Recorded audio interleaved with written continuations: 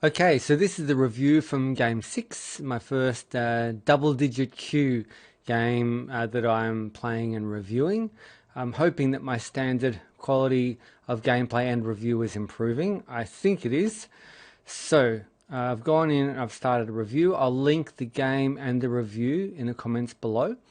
So I'm stepping through, and the first thing that I have marked in my review is this is what I played, move 7. I played here at M3. I could have played there or there. Would have probably been better moves. Looking up the Joseki, that's one response, and this is another.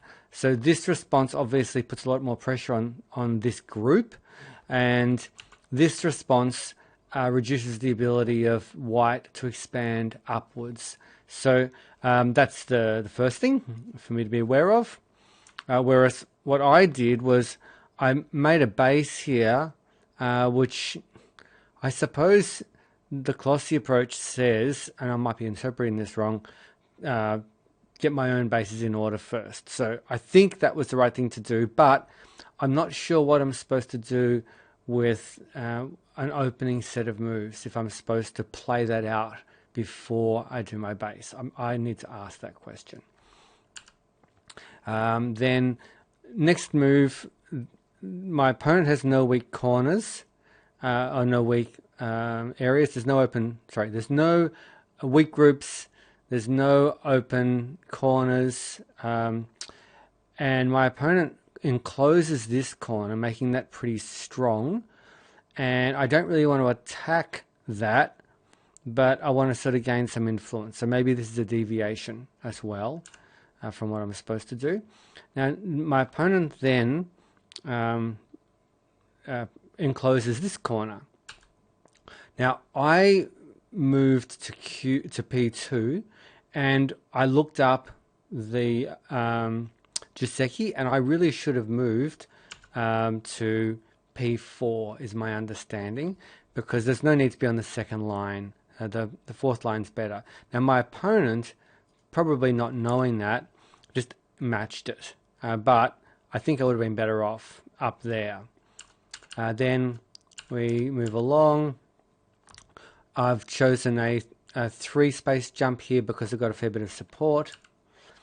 And now here, I thought to myself, and I said it during the game, that I wanted to sort of protect this cutting point. I realized, though, that wasn't great. What I should have really done is a tiger's mouth here instead of the move I played. Now, if I look at the move that I played, actually not that move, this move here. This is the move I played. What white could have done, white could have gone in there. I would have had to protect, and I would have been cut here, and I would have had stuff to deal with, and I wouldn't have had such a strong position. So I can see now that was a mistake. What I ought to have done was moved here. If white had done that, that would have been a silly move to do. White's never going to do that. I would have obviously just taken it.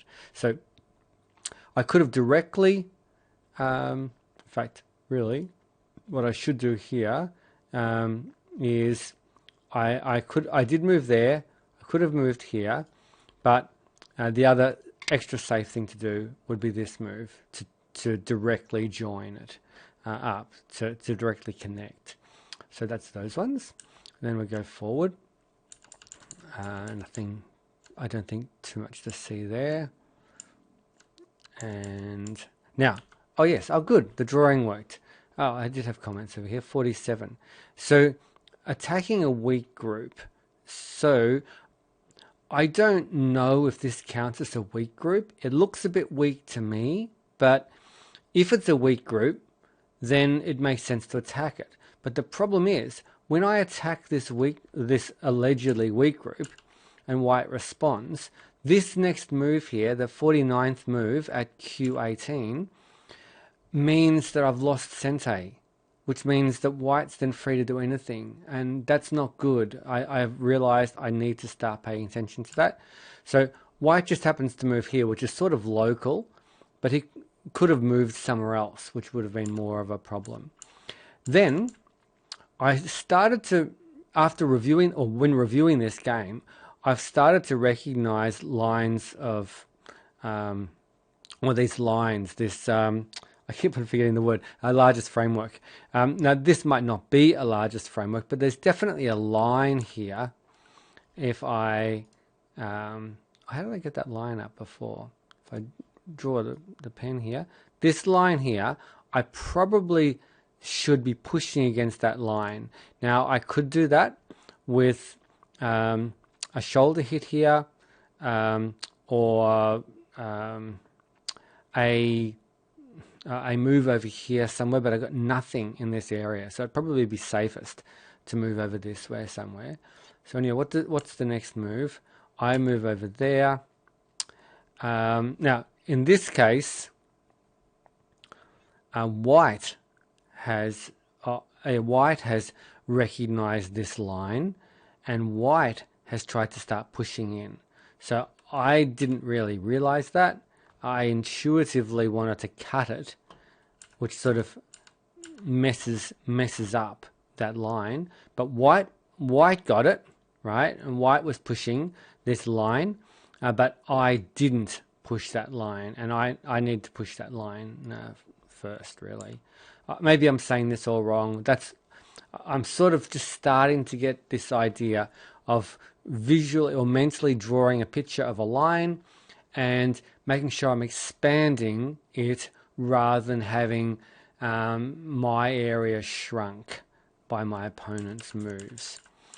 So we'll move along here. And now, at this point, this group here in the middle of the board, where's my mouse gone? I've lost my mouse. Oh, there it is. This group here in the middle has no eyes. I do not like having a group with no eyes. This group here is quite safe because it's a big wall and it's effectively connected to this base. So my priority was getting this group connected to here. Now I also notice that white in this area has no eyes. So all I've got to do is keep white skinny enough so he doesn't have enough space to get eyes, and I will be happy as long as I can connect. I've got three spaces to jump over. So there I've got two, now I've got one, and with a bit of effort, I'm connected. So at this point, I'm nice and safe over here. I do only have on the outside 1, 2, 3, 4, 5, 6 liberties on this group. So it's not an awful lot. I have to be a bit careful of that. But I've got plenty of eye space in here. So I've got effectively unlimited liberties on this side. I just need to work it in closing over here. So if I move up to the next bit, here I recognize these cutting points, and I'm starting to recognize them not just in my own moves, but in my opponent's moves, which I think is a good sign. And I know that, you know, if I move here and then my opponent doesn't respond and I move here, then that's a bit of a problem, right? So I figured what I did do was my opponent didn't take that move seriously, which is potentially a problem. Now the reason I played over here was I wanted to make sure I had stacks of liberties. I wanted to actually get this ideally within range of connecting to over here to a base, so I didn't have a liberty problem at all, and I didn't have to worry about eyes. But I then moved here, so if I go back one, with the idea of forcing a move, which I successfully forced. Then I move across again, knowing that if my opponent doesn't move at R10, white's trapped. So I then, white doesn't protect that, so I move to R10, and voila, I've got this. Now, my opponent then resigned. If I go back though, and have a look at what else I could have done right back here, instead of moving here at N8, I realize that that might have been futile. It could easily have been that white blocked this, and then I would have had this little group out here isolated. Probably not really the best move. It worked for me, But this is an example of me playing against a person that's my level and making my mistakes. And if I play someone a little bit better and they don't make those mistakes, I'll be stranded with a bunch of black stones in an island, dead, basically. So I know that I really shouldn't do that. What I probably should have done instead is work over here at the vulnerabilities on this side. So for example, it was pretty easy to enclose and grab that. Now with that, my whole position is much stronger, and if I can take a bit of territory down here, then I'll be connected and I can take a shot over here, and even if it fails, I can then move back into a strength position and be safer. So that's my review. Oh, what else did I write in here? Oh, I have a couple of other examples. What else? Oh, I looked at some of the other things I could have done, different ways to do things and different ways to come unstuck and to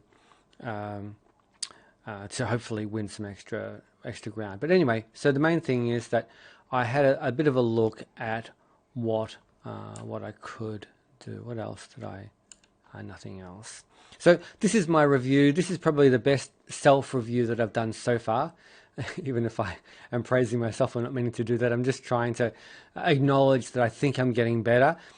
If only because I now have more more points, more stones, and more paths in my review, and I've even put some text in there. So I think I'm getting better at reviewing, and I think I'm getting better at playing.